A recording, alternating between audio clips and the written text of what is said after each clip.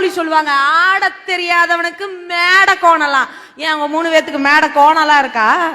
வரலாறு தெரிஞ்சு பேசணுங்க.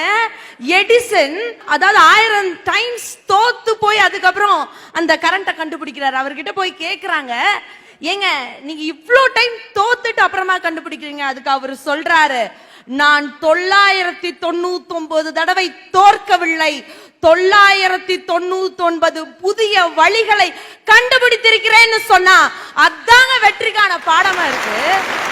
அதிரமா பேசிய லவ் ஃபெயிலியர் சொன்னதெல்லாம் கரெக்ட் தான்.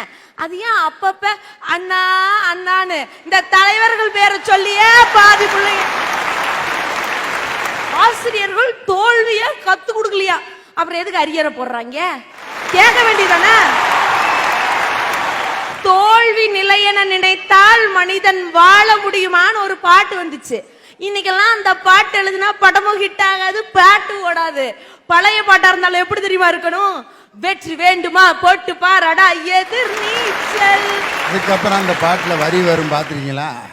புள்ளைய பெறுகிற அம்மாவுக்கு 10 மாசமும் எதிர் நீச்சல், பிறக்கிற குழந்தை நடக்கிற வரையில் தரையில் போடுவது எதிர் நீச்சல், பள்ளிக்கு பள்ளி இடத்துக்கு அலையும் அப்பனுக்கு அதுதான் எதிர் நீச்சல், பிள்ளைக்கு எப்படி இடம் கிடைச்சாலும் பரீட்சை வந்தால் எதிர் நீச்சல், எதிர் நீச்சல், வெற்றி வேண்டுமா போட்டு பாரடா எதிர் நீச்சல், சருதாம் போடா தலைவிதி என்பது வெறும் கூச்சல், கொஞ்சம் முயன்றால் இங்கு என்ன நடக்காதது, எண்ணி துணிந்தால் இங்கு எது கிடைக்காதது, வெற்றி வேண்டுமா போட்டு பாரடா எதிர் நீச்சல்.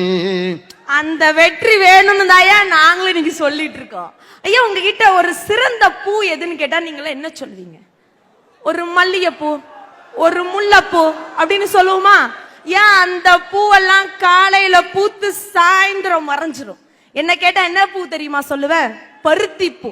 அந்த பருத்தி பூ தான் உடைஞ்சு பஞ்சாயி நூலாயி மனிதனுடைய மானத்தை காக்கக்கூடிய ஆடையாக மாறுதுன்னு சொன்னா, அந்த பருத்தியையும் விவசாயத்தை மட்டும் மூலதனமா வச்சுட்டு இன்னைக்கு தென்னிந்தியாவின் மான்செஸ்டர் என்று சொன்னால் கோயம்புத்தூர்னு சொல்றமே, அந்த வெற்றி பாடம் தான் ஒரு மனிதனுக்கும் தேவைப்படுது.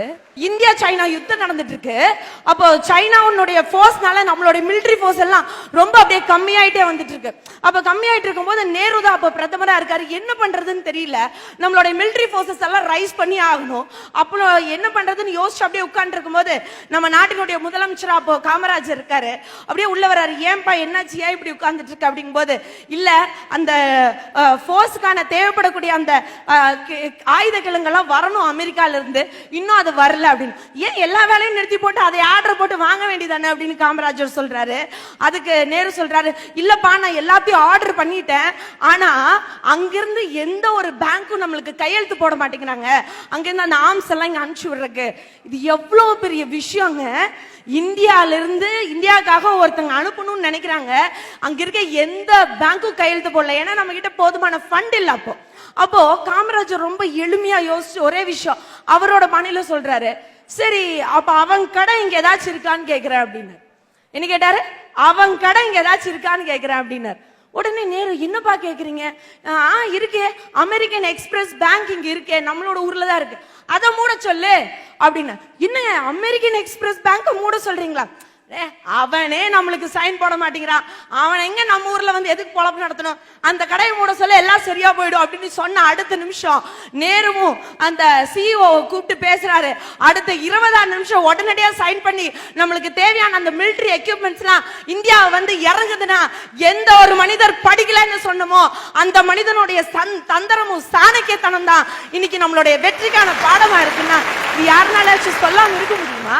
அவ்வையின் அறநெறிப்படி, வள்ளுவனின் குரலின்படி, வள்ளலாரின் ஆன்ம நெறிப்படி, பாரதியாரின் புரட்சிப்படி, பாவேந்தரின் எழுச்சிப்படி, நெப்போலியனின் வீரம் படி, காமராஜரின் கர்மம் படி, காந்தியின் சத்தியம் படி, அண்ணாவின் நாற்றல் படி, அப்துல் கலாமின் ஆசைப்படி, இந்த 10 படியும் ஒரு மனிதனுடைய வாழ்க்கையில் அத்துப்படியாக இருந்தால் அந்த மனிதனுக்கு வெற்றி என்னும் ஏணிப்படி அவன் வாயில் படியில் நிற்கும் என்று சொல்லி வாய்ப்பளித்த அனைத்து நல்ல நெஞ்சங்களுக்கும் நன்றி பாராட்டி இடம் வந்திருக்கிறேன். வாழ்க்கை